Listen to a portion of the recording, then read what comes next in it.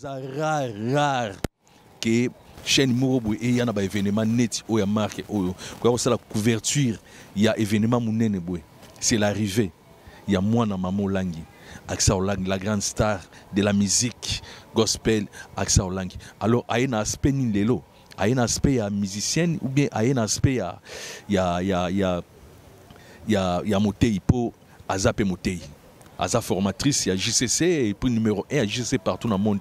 Toye, Toyambaye, Toyoka, idée na ezanini, ayeli nini. Sans plus tarder, na micro ya King, na caméra ya Abba Vision, Tozo Kota, Tokende. Abba Vision, balancer la caméra, penza batwa talandenge batubaye.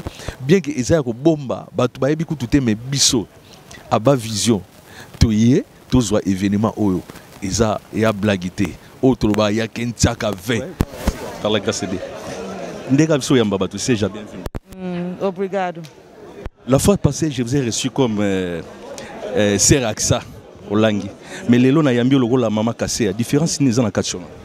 Na comme une femme mariée.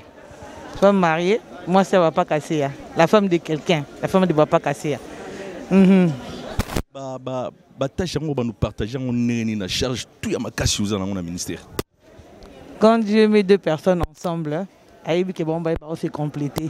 Et c'est comme on a Suki, on se ici. Tant que nous sommes là, on se complète. C'est pourquoi Dieu nous a mis ensemble. Je ne vais pas anticiper, mais tous les cas qui ont des réseaux sociaux, par-ci, par-là, et ben nous salonnés.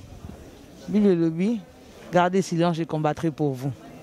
Regardez ce cas silence, et Dieu est en train de combattre pour nous tous les jours. Voilà. Les musiciennes, chantent. Servant de Dieu. Servant de Dieu. Nous sommes en Akati. Motei, na Moyembi, et puis moi aussi, il y a Papa Kassia.